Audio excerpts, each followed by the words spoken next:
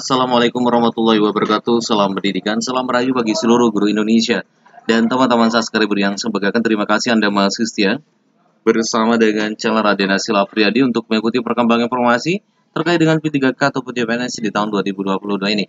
Mudah-mudahan Bapak Ibu dan teman-teman subscriber selalu diberikan kesehatan oleh Allah Subhanahu wa taala, dimudahkan segala urusannya, diberikan rezeki yang melimpah dan diluluskan menjadi P3K di tahun 2022 ini.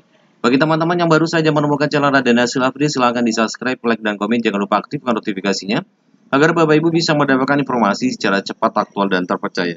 Subscribe itu gratis 100%. Terima kasih. Bapak Ibu dan teman-teman subscriber yang saya banggakan, mengikuti perkembangan informasi terkait dengan P3K, bahwasanya untuk saat ini Bapak Ibu, berita terakhir yang saya dapatkan dari BKN bahwasanya saat ini pemerintah BKN sedang dalam tahap pengumpulan data, ya, perekapan data terkait dengan tenaga honorer, ya, non ASN di seluruh Indonesia. Saat ini sedang dikerjakan oleh per daerah, kemudian nanti hasilnya akan disatukan di pemerintah pusat, ya. Nah, terkait dengan pendataan itu, nah teman-teman guru terutama yang bisa ikut P3K di tahun 2022 ini, apabila sudah masuk data ini, ya, ada beberapa syarat yang teman-teman guru itu diakui atau bisa masuk data apabila memiliki beberapa kriteria, ya, terutama terkait dengan sumber gaji. Jadi sumber gaji ini apabila teman-teman guru itu dihonor oleh pendapatan dari APBN atau APBD, maka teman-teman guru itu berhak untuk bisa masuk ke data ini. Kalau Bapak Ibu tidak, sumber gajinya tidak berdasarkan dari dua hal ini, dari APBD ataupun dari APBN, maka kemungkinan besar Bapak Ibu tidak akan bisa masuk ke data, dan itu pun tidak bisa ikut masuk ke mengikuti program P3K di tahun 2022 ini. Ini adalah penjelasannya Bapak Ibu. Informasi ini saya dapatkan dari jpn.com, ya. Sebagian besar honorer ribut dengan persyaratan pendataan tenaga non-aparatur sipil negara. Pasalnya, salah satu syarat bagi honorer untuk masuk pendataan adalah sumber gaji. Dalam surat edaran Menpan RB nomor B 15 garing MM dan sekian-sekian, disebutkan honorer yang akan didata adalah sumber gajinya dari APBN atau APBD untuk instansi pusat.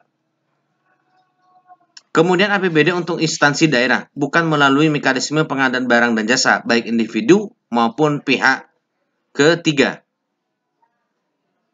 Sebagian besar honorer non-K2 digaji dari dana bantuan operasional, sekolah BOS, dan komite sekolah. Apakah bisa masuk pendataan? Kata Ketua Umum DPP Forum Honorer Non Kategori 2 Indonesia, Raden Sutopo Yuwono kepada JPN. Dia khawatir banyak honorer non K2 yang tidak masuk pendataan, ya. Di sisi lain, mereka ingin juga diangkat statusnya menjadi pegawai pemerintah dengan perjanjian kerja. Senada itu, Dewan Pembina Honorer K2 Tenaga Administrasi Norbaiti mengungkapkan cukup banyak K2 yang sumber gajinya dari sukarelawan. Artinya, tidak didapatkan atau dibayar dari APBN maupun dari APBD. Nah, sesuai dengan surat edaran itu, maka harus gajinya itu atau tenaga honorer yang gajinya dibayar dari pemerintah. Apakah itu adalah pemerintah pusat maupun pemerintah daerah. Apakah mereka tidak akan masuk pendataan honorer? Sumber gaji dari APBN atau APBD itu bikin sulit honorer K2. Seharusnya nggak usah pakai syarat itu, cukup masuk database Badan Kepegawaian Negara BKN, terang Nur. Merespon hal tersebut, Deputi Bidang Sistem Informasi Kepegawaian BKN Suharmin mengatakan, sementara ini yang diminta di data adalah mereka dengan pendapatannya dibayar melalui APBN maupun APBD.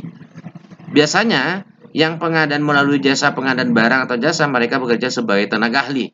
Sesuai dengan ketentuan, hanya tenaga non-ASN yang digaji dan di PBN APBD yang akan didata, terangnya.